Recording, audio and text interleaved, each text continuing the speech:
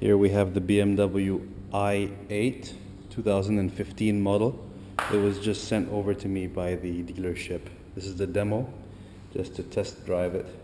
They want to convince me to sell my 911 Turbo and get myself one of these. So, specifications: this car has a 1.5 liter turbocharged inline 3-cylinder engine with around 230 horsepower, and the battery, an additional battery that adds around 130 horsepower, so a combined of 360 horsepower. It does 0 to 100 kilometers per hour in 4.4 seconds, quoted by BMW.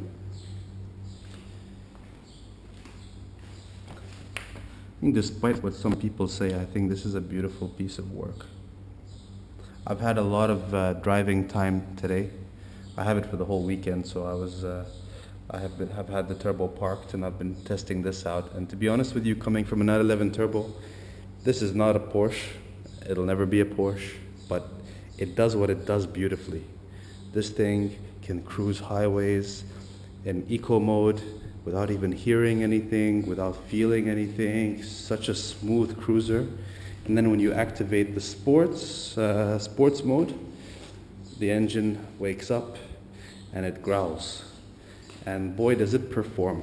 Let's open the doors. This is how you open the doors. Swings up this way. See the interior LED blue lights that appear.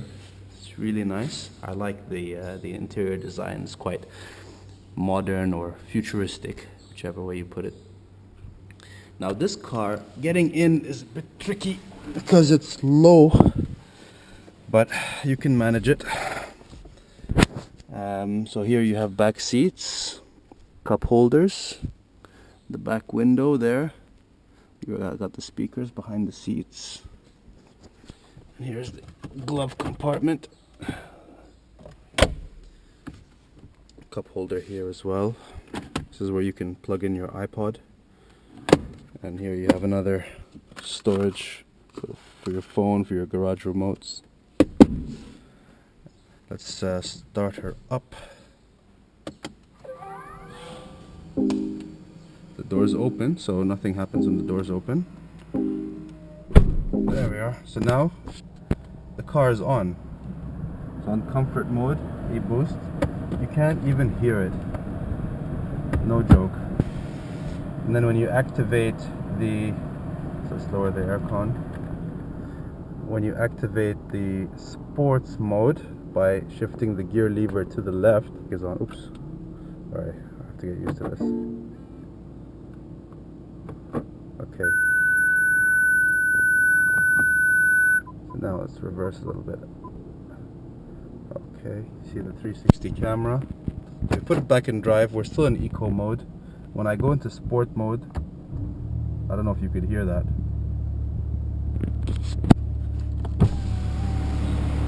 See the difference? See the difference?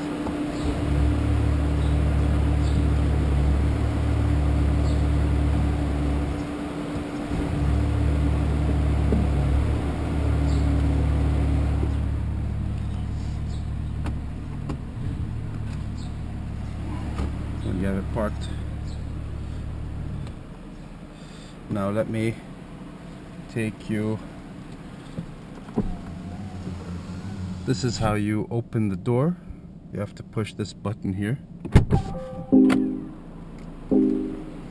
then you have to manually push it open. You can switch off the ignition. Okay.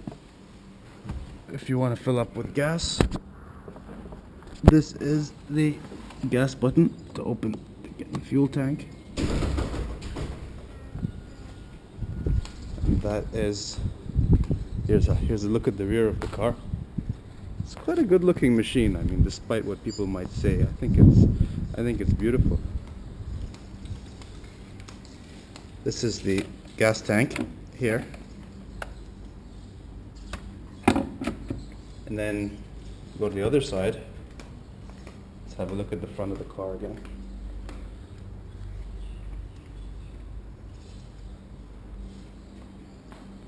By the way, apparently the engine cannot be accessed by anybody except for a BMW technician.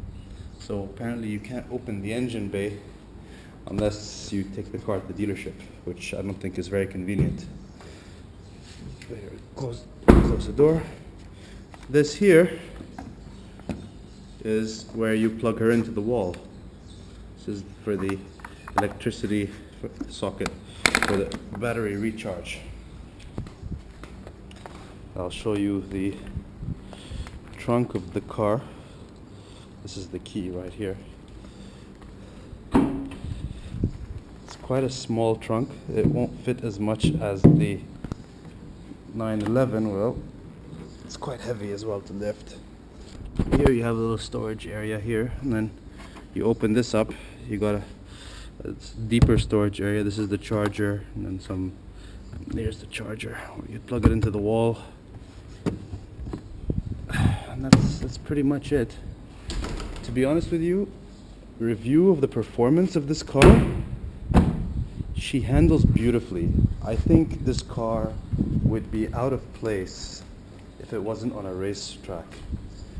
Despite the fact that some people might think it's underpowered, it's no Audi R8 with a screaming high revving V10 engine, but honestly she is very quick. She's light on her feet at around 1,480 kilograms, around the same weight as my turbo, a little bit lighter, maybe around 100 kilograms lighter actually. But really she performs.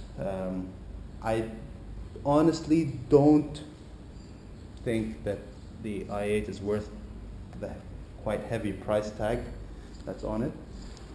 But I mean, if somebody's a collector and he has already a nice set of wheels in his garage and he wants just a nice toy to play with, something to look at, something to enjoy on a weekend, I think this is a pretty good car. Honestly, if I were to buy a BM, it would need to be probably the M4. I was quite impressed with that car when I test drove it a few weeks ago. But yeah, I mean, here it is. This is the i8. I said I'll share it with you in case people are curious, in case you have some BMW fans. Now, if you're a BMW lover and you own BMs and you've had them for your whole life, more or less like myself, getting into this car actually is no different to driving a normal BMW. You feel right at home. You fit in immediately. She handles like a BM. She drives like a BM. She feels like a BM overall. You feel comfortable. It's not like stepping into a different machine altogether. So don't let the futuristic looks and technology fool you. This is a BMW through and through, and I expected no less in terms of quality or overall package.